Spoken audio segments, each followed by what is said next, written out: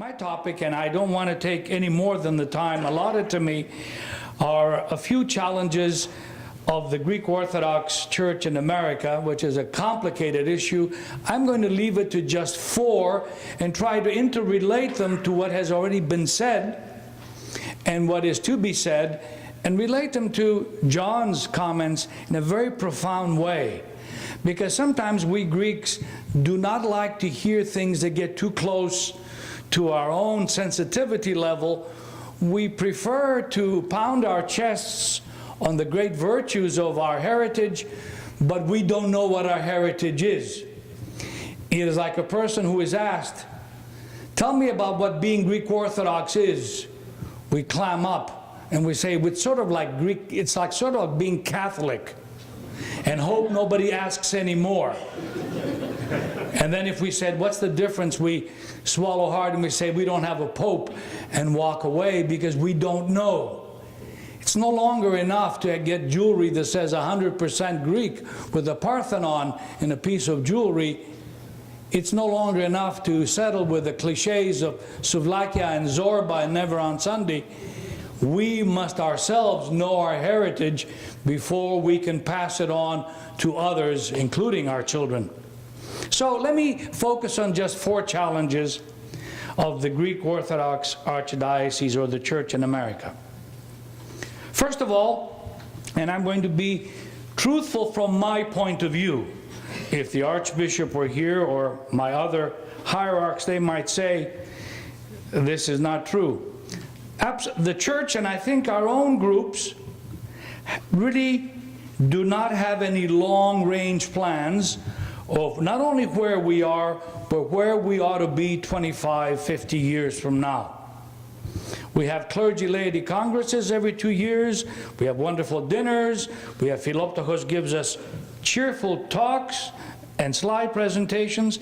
But I submit to you, we have no clue of where we're going to be 25 years from now and 50 years from now in terms of what the Church will be doing in America and what America will be and where we're going to be and where our great-grandchildren will be and what kinds of things they're going to be talking about.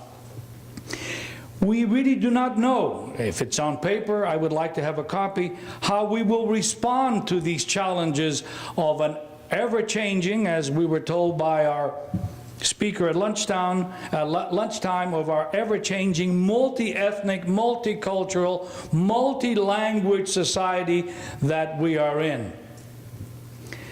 We are not sure whether we can adapt the technology that we have to promote our faith above and beyond where we are now. We know that immigration is ended, that the Greek immigrants no longer come, and those who come are professional individuals coming to establish positions. And these new immigrants may not necessarily be church people. And this is where I get into the area of the secular Greek. As we have the secular Jew, the secular Greek, who oftentimes sees the church as a museum of the past, of Byzantium, where he or she is more concerned about the style of iconography and the idea that choral music is not traditional and we should have the 8 tones of the cantors, etc., without understanding the purpose of the church. The church for them is a museum, and if it doesn't conform to their notions of Hellenism, it isn't quite right. So, long-range plans. Where are we going to be? How are we going to handle them? How are we going to respond to an America where Kyrie eleison by one man told me, Father, how lovely you use Latin in the church. That's one challenge that I would like to propose to our church. Second is the church really is not only as an archdiocese schizophrenic, it is really polyphrenic. It really doesn't know its real role as it is defined by the Great Commission in the 28th chapter of the Gospel of Matthew, verses 18 through 20, where we have clearly our definition of what the church is to do. when Jesus said, "All authority has been given to me in heaven and on earth. Go therefore and make disciples." Make disciples of all nations, baptizing them in the name of the Father and the Son and the Holy Spirit, teaching them to observe all the things that I have commanded you. And lo, I am with you always, even to the end of the age. Now, what happens is we mix up the idea of being Greek with Hellenism with saying, is it the role of the church to teach Greek? The role of the church is not to say, well, we no longer have enough Greek people who understand, and it's true. Because you go to Yaya and you say, Yaya, τι λέει ο παπάς? Δεν ξέρω παιδί μου, αλλά είναι ωραία.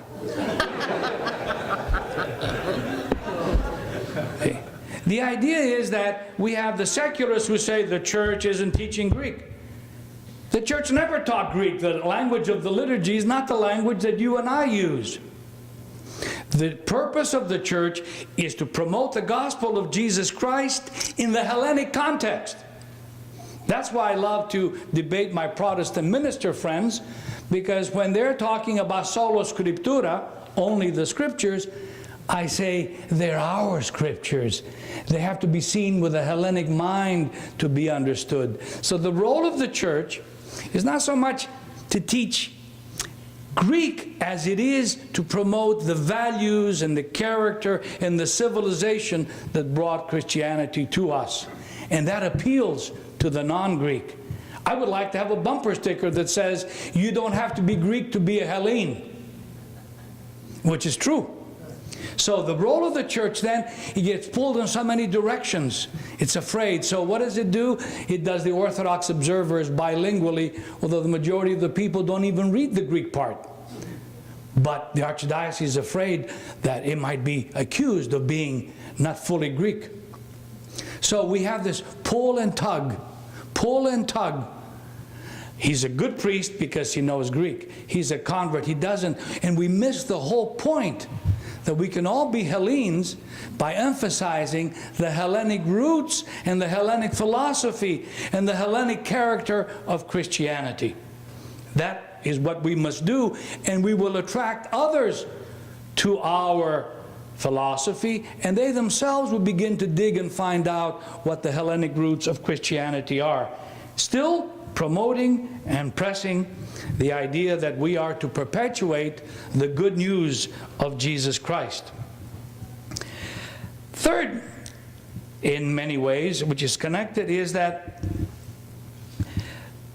we have an increasing secularization in America, where you have secular Greeks who believe the church needs to be the agent of doing all the things, and when you ask them to participate financially, they say, έχει λεφτά η Εκκλησία.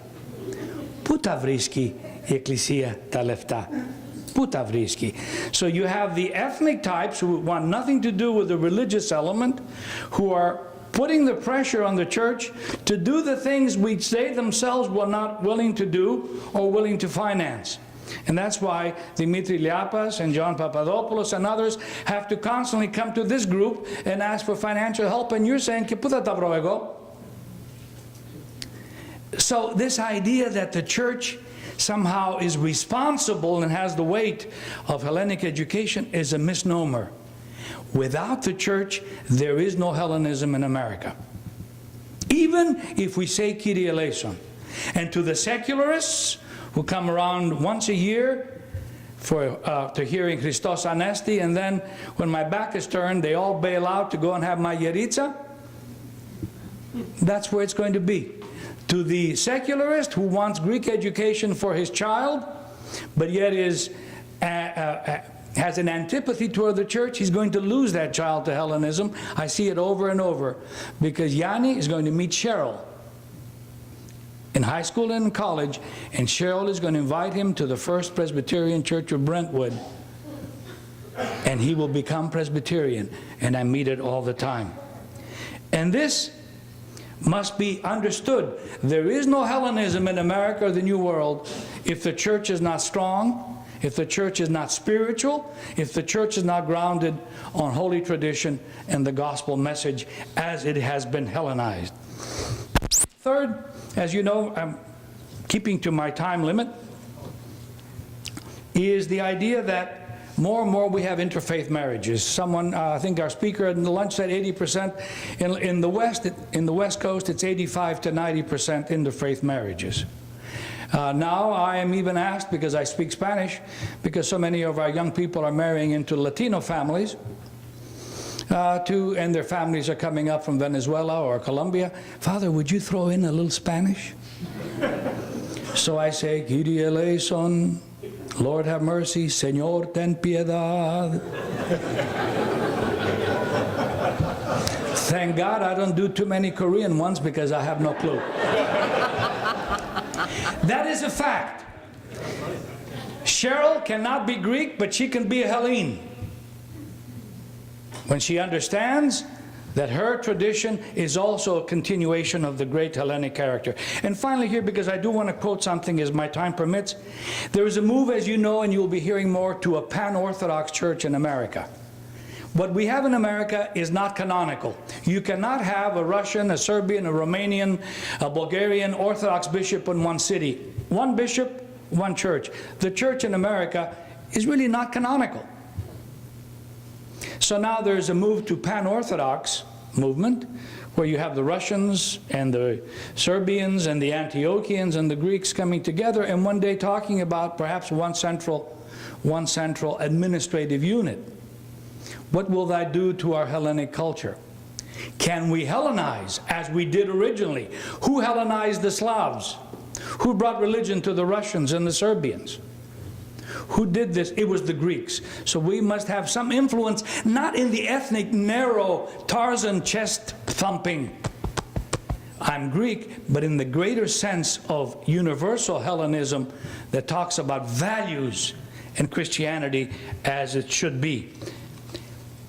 And I am impressed. I have one more minute, Dimitrimu, and I know I'm impressed with a quote that I have from Alexander the Great when he won this great battle at a place called Opis, which is present-day Iraq, in 324 BC.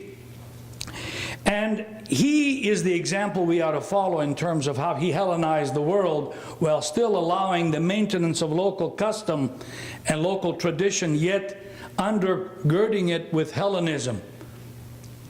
He said, "Consider the world as your country," as he was bringing everybody together, "with laws common to all, where the best will govern irrespective of tribe." And this is what I love about what he said. "I do not distinguish among men, as the narrow-minded do, both among Greeks and barbarians. I am not interested in the descent of the citizens, nor their racial origins. I classify them using only one criterion: virtue. Virtue. For me, every virtuous foreigner is a Greek." That's the key. Hellenic virtue. Every virtuous foreigner is a Greek, and every evil Greek worse than a barbarian. If differences ever develop between you, never have recourse to arms, but solve them peacefully. If necessary, I shall be your arbitrator. You must not consider God like an autocratic despot, but as a common father of all, so that your behavior may resemble the life siblings have in a family. On my part, I shall consider you all equal, whites or blacks, and I wish you would be not only subjects of the Commonwealth, but participants and partners. That's why I believe that the role and the challenges of the church is to make all who are Christians to understand that you don't have to be Greek to be a Hellene. And the best example has come to St. Sophia, where you will see an African-American boy who is 7 foot tall, has been in the altar for 12 years when he was a little boy, who's now ranked the 13th top basketball player graduating from high school in the nation, has been courted by 30 universities, and he has accepted Harvard University to play on basketball team starting in the fall. And when he went there, he says, "I will not practice this on Saturday morning. I will not practice on Sunday morning, rather. I'm Greek Orthodox, and I'm going to church." Thank you.